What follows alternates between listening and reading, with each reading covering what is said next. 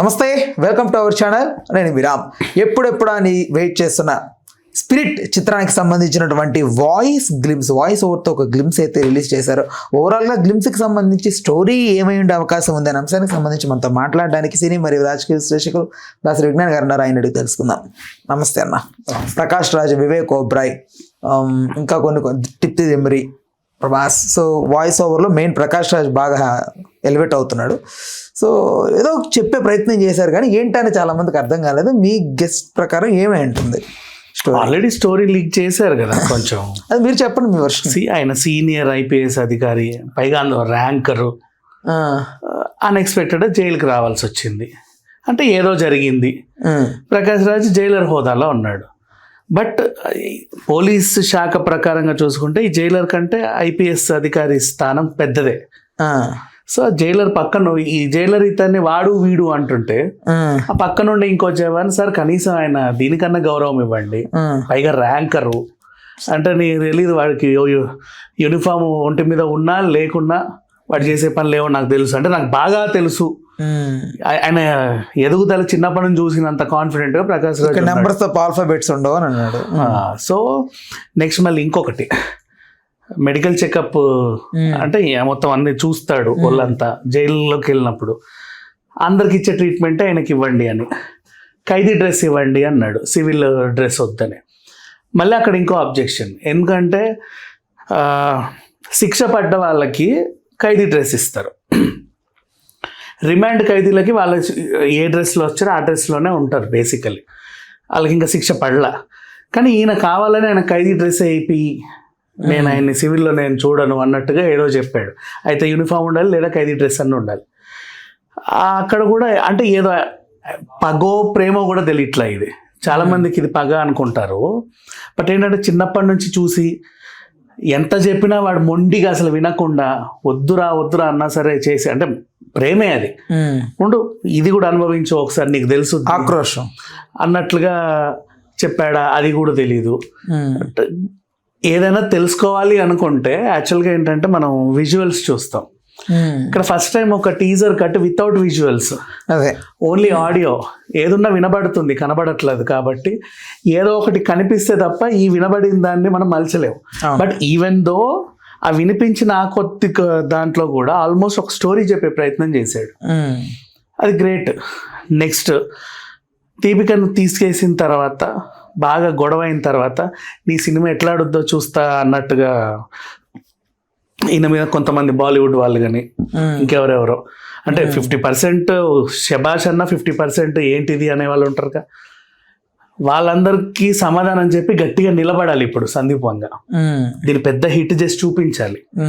దీపిక ఉంటే హిట్ అయ్యేది, చూడు అనవసరంగా ఈవెన్ పెట్టి ఫ్లాప్ చేసేవనే మాట రాకూడదు. దానితో ఇంకో కాన్ఫ్లిక్ట్ ఏర్పడింది ఏంటంటే India's biggest super star Prabhas అని రాయడాన్ని. అదే దానికి కూడా అక్కడికి కూడా వద్దాం. నెక్స్ట్ దాని తర్వాత అదేంటిది దీపిక మొన్న ఐడిఎంబి ఇంటర్వ్యూలో ఇచ్చినట్టు నేను పెద్ద పెద్ద సూపర్ స్టార్స్ తో పనిచేసా, నాకు తెలీదా ఎలా ఉండాలా అన్న ఒక మాట వదిలేసింది. మేబీ దానికి కౌంటర్గా ఈయన ఉన్నాడు, India's biggest super star Prabhas అని రాశాడు. అండ్ ఆ తర్వాత మీకు మహానటి సినిమా చూస్తే పాత రోజుల్లో మిస్ అమ్మ టైంలో జరిగిన ఇది అర్థమవుతుంది. అప్పటి వరకు ఆ హీరోయిన్ భానుమతి గారే, డైరెక్టర్కి గొడవ రావడం వల్ల అన్ఎక్స్పెక్టెడ్ సెకండ్ హీరోయిన్ గా ఉన్న సావిత్రిని మెయిన్ హీరోయిన్ గా చేసి ఆ సినిమాని తీశారు. పెద్ద హిట్ అయిందని ఒకటి అప్పట్లో ఉండింది. అది నిజమో కాదో మనకు తెలియదు కానీ మహానటిలో చూపించారు. ఇప్పుడు సేమ్ ఆ సిచ్యువేషన్ మళ్ళీ రిపీట్ అయింది. అప్పటిదాకా ఉన్న హీరోయిన్ ని తప్పించేసి సెకండ్ హీరోయిన్ గా ఉన్న ఆవిడని మెయిన్ హీరోయిన్ గా పెట్టి సినిమా తీశారు. మరి ఇది కూడా మిస్ అమ్మ రేంజ్ లో హిట్ అవ్వాలిగా. అది కూడా సందీప్ వంగ పైన ఉంది. స్టోరీ లీక్ చేయడం స్ట్రాటజీ. అంటే ఇంతకుముందు ఏమన్నాడు, దీపిక పదకొండు నా కథ అంతా లీక్ చేసింది అందరికీ చెప్పింది అన్నాడు. ఇప్పుడు ఆ కథ ఈయననే చెప్పేసుకున్నాడు ఒక చిన్న ఇది. సందీప్ ఫస్ట్ నుంచి కూడా అదే మోస్ట్లీ ఆయన ఇట్లుంటది కథ అని చెప్పుకున్నాడు. బట్ ఇప్పుడు సందీప్ వంగ అంటే ఆ అగ్రెసివ్నెస్, దానికి మించి మితిమీరిన రొమాన్స్ రెండు ఉంటాయి. ఆ రెండు ప్రభాస్ని ఎలా మేనేజ్ చేశాడు అనేది ఊహించుకుంటున్నాం ఇప్పుడు, అంతే మించి. సరే ప్రభాస్ ఆ అగ్రెసివ్నెస్ అంటావా, డైనోసర్గానే చూసాం మనం. ఛత్రపతి నుంచి అదే ఈశ్వర్ నుంచి చూస్తానే ఉన్నాం. ఆ టైప్ ఆఫ్ రోరింగ్ అగ్రెసివ్నెస్ ఉంది. రొమాన్స్ అంటే కూడా మీకు పచ్చబొట్టేసిన చూసారుగా. సో రొమాన్స్లోను కూడా హీ కెన్, బట్ ఇది అంతకు మించి ఉంటుంది అనేసరికి ఇంకే రేంజ్. పైగా ప్రభాస్ అందరూ ఇంట్రోవర్ట్ అలా చూసి అలవాటు చేసుకొని యానిమల్ లో తృప్తిని అలా చూసిన వాళ్ళు ఇక్కడ ఈమె నుంచి ఇంకా మళ్ళీ అదే డైరెక్టర్ అదే ఇంకా ఎక్స్పెక్ట్ చేస్తారు కదా, 100% చేస్తారు. ఆ ఎక్స్పెక్టేషన్ రీచ్ అవ్వాలంటే ఆ రొమాన్స్ ఎవరు చేయాలి? ప్రభాస్ గా చేయాలి. మరి అది ఎలా ఉంటది? అండ్ సెకండ్ హీరోయిన్స్ ని కూడా అనౌన్స్ చేశారు, కాంచన అని. ఇంకో అమ్మాయిని కూడా అనౌన్స్ చేశారు. అమ్మాయా? కాంచన అమ్మాయా? ఇంకో హీరో. చాలా మంది ఏమంటారు తెలుసా, అర్జున్ రెడ్డి చూసారా? అర్జున్ రెడ్డిలో అర్జున్ వాళ్ళ బామ్మ ఉంటది కదా, ఆవిడ కాంచన కాదా? మరి నిజం ఏమో, చాలా మంది కాంచన అంటే ఆ బామ్మ ఫోటో అంటది కదా. మామూలుగా చక్కగా ఇద్దరు బాగున్నారు, ఏం కాదు అంటది చూడు, ఆ బామ్మ ఫోటో పెట్టారు. నేను అనుకున్నాను అంటే ఈవిడ ఎప్పుడు జనాలకు తెలియదు కదా, ఇక్కడ ఈవిడికి ఇంత టెలివిజన్ ఇచ్చి కాంచన అని చెప్పి ఈవిడ పేరుతో ఈవిడ చూపెట్టడం ఏంటో అనుకున్నాను నేను. ఆవిడ ఆ రోజుల్లో కాంచన గారు అంటే అసలు ఇప్పుడు మనము మహానటి సినిమా వచ్చింది కాబట్టి సావిత్రి గారి గురించి మాట్లాడుకుంటున్నాం. మొన్నటి వరకు ఉన్నారు కాబట్టి అంజలిదేవి గురించి, ఐ మీన్ లైక్ జమున గారి గురించో మాట్లాడుకున్నాం. బట్ కాంచన గారు అనేది అది ఒక సపరేట్ ఇంకొక స్టేటస్ అది. అవునా? ఆవిడకున్న అభిమానులు వేరు, ఆవిడ రేంజ్ వేరు. ఈవిడ అర్జున్ రెడ్డిలో బామ్మ. ఎగ్జాక్ట్లీ. అసలు ఆవిడ్ని మళ్ళీ చూస్తారని ఎవరు అనుకోలా అట్లా ఆ క్యారెక్టర్ లో.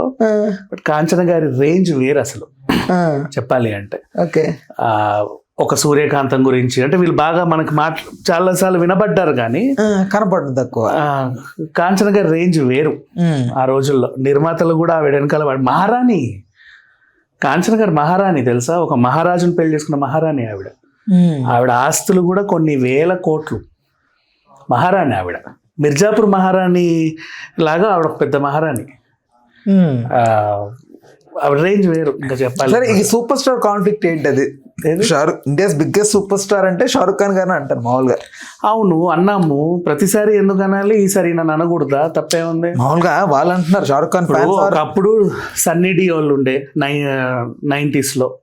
తర్వాత ఎవరిని అన్నారు?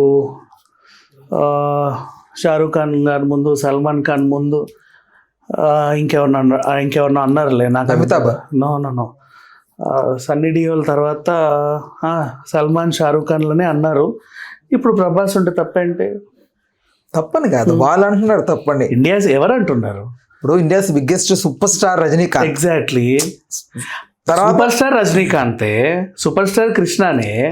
ఇండియాస్ బిగ్గెస్ట్ సూపర్ స్టార్ ఇప్పుడు ప్రభాస్ అని ఈయన ఒకటి ఇచ్చాడు. తప్పే ఉంది అంటున్నా, అనడంలో తప్పేంటి? బట్ వాళ్ళంతా దాన్ని ఏదో పెద్ద ఇదిగా చేసుకొని ఎవరు చేసుకుంటే వాళ్ళ ఇష్టం. బట్ ఇప్పుడు మన ఇండియన్ సినిమాని అంతర్జాతీయ స్థాయికి తీసుకెళ్ళండి. మన బాహుబలి తర్వాతే RRR, బాహుబలి తర్వాతే మళ్ళీ పుష్ప, నెక్స్ట్ KGF, కాంతార, ఇవన్నీ ఇంటర్నేషనల్ రేంజ్కి వెళ్ళాయి.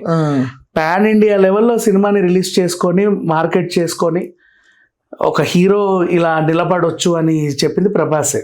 షారూఖ్ ఖాన్ సినిమాలు నార్త్ వరకే కదా. సౌత్లో నువ్వు చెన్నై ఎక్స్ప్రెస్ చూసావా? చూడలా, పెద్ద హిట్టే. అప్పుడు అమీర్ ఖాన్ మళ్ళీ తర్వాత నెక్స్ట్ జనరేషన్ అమీర్ ఖాన్. ఇక్కడ చూడలేం కదా. మరి ఇక్కడి సినిమా అక్కడ కూడా వాళ్ళ సినిమాల కంటే ఎక్కువ ఆడిందంటే ఓన్లీ హిందీ లాంగ్వేజ్లోనే బాహుబలి ఒక పెద్ద హిస్టరీ క్రియేట్ చేసింది. హిందీ లాంగ్వేజ్లోనే highest collection, number 1. So India's biggest super star. అంతమించి కరెక్ట్గానే చెప్పాడు కదా.